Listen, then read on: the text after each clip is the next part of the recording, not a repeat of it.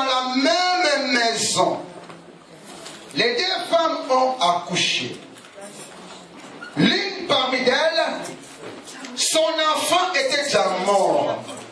Et celle-là a attendu la nuit pour voler l'enfant de l'autre. Elle a mis l'enfant qui vivait sous son sein et elle a pris son enfant qui était mort et l'a placé dans le lit de l'autre.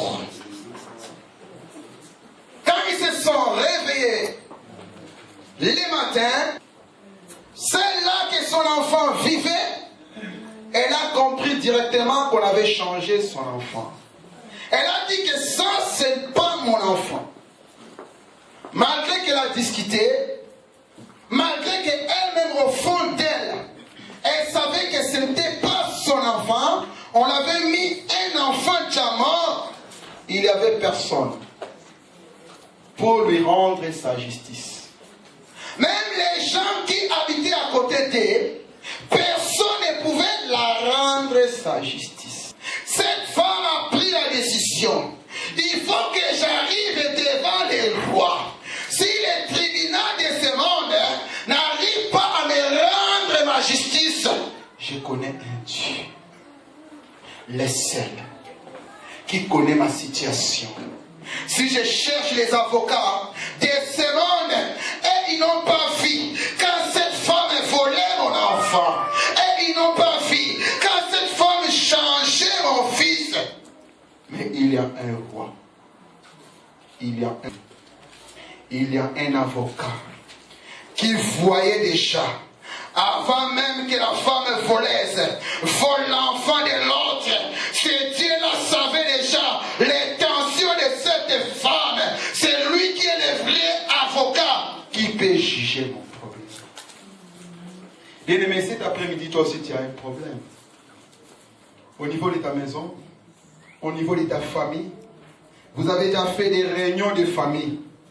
Mais jusqu'aujourd'hui, il n'y a encore personne et qui est capable de rendre la justice de ta famille, de rendre la justice de ta maison. Mais comme cette femme, elle a pris la décision de se présenter devant la cour du roi. La Bible dit, les deux femmes se sont présentées devant la cour du roi. Le roi Salomon s'est levé. Il a demandé à ces deux femmes, à qui appartient l'enfant?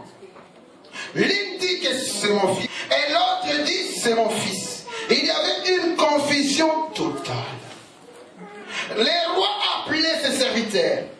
Il a dit à ses serviteurs, apportez-moi une épée. Le roi a pris l'épée.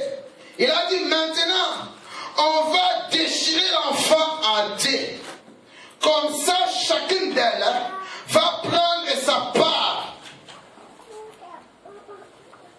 Celle qui était la vraie mère de l'enfant, elle a senti le douleur au fond d'elle. Elle s'est levée.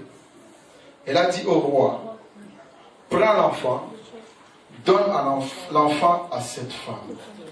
Et celle que l'enfant ne l'appartenait pas, elle se lève en disant, déchire l'enfant là, nous tous on va perdre.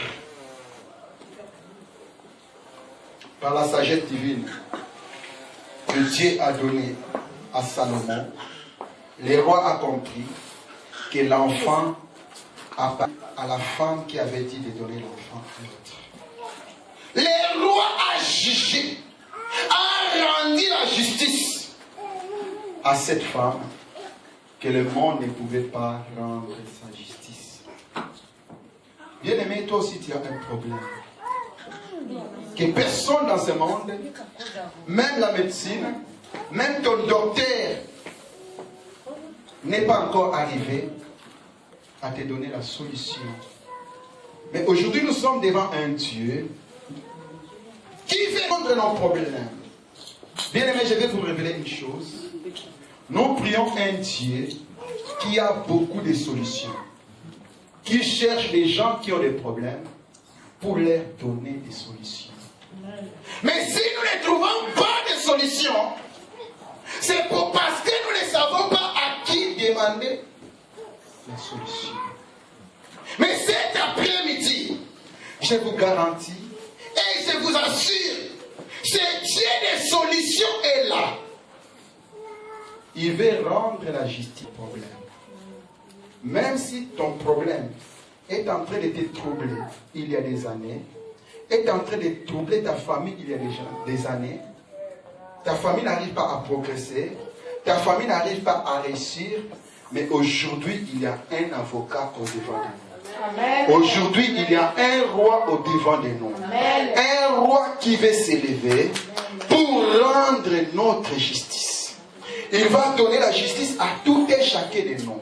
Même s'il y a des groupes de gens, même s'il y a des groupes de sorciers dans ta famille qui réunissent en disant celui-là ou celle-là, et n'aura pas de documents, et n'aura pas de travail, et n'aura pas de mariage, et n'aura pas des enfants. Mais il y a un Dieu qui est ton créateur, qui est ton Père, qui veut s'élever pour rendre ta justice. Et la Bible dit, quand lui l'ouvre, personne ne pourra fermer. Quand lui va parler, personne ne pourra contredire. Dis Amen. Mais il y a un processus à suivre pour arriver devant la cour du roi.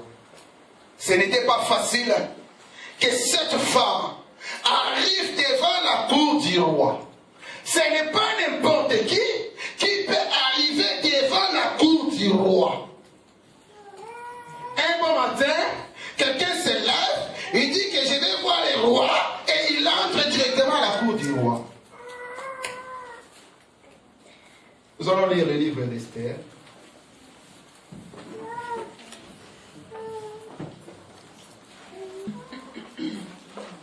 Nous allons lire seulement quelques versets.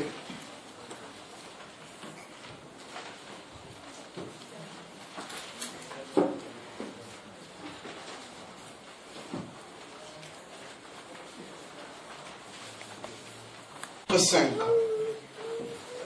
verset 2. La Bible dit ceci. Lorsque le roi vit la reine Esther debout dans la cour,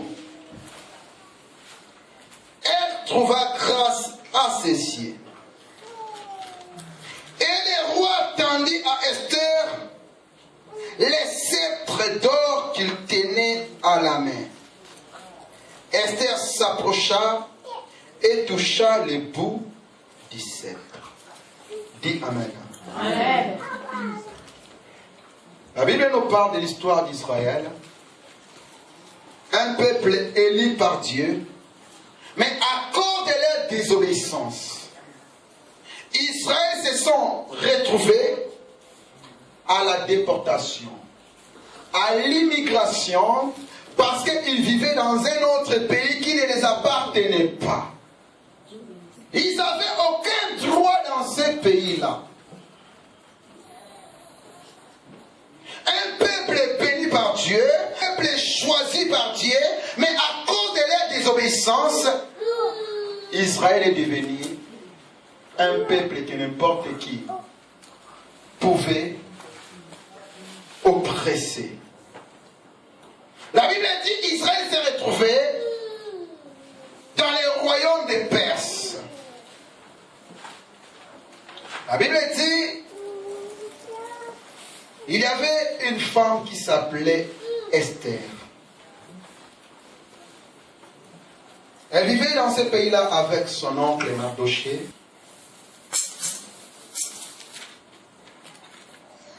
Et aussi vivait dans la déportation comme les autres peuples. Dans ce pays-là, il y avait un décret.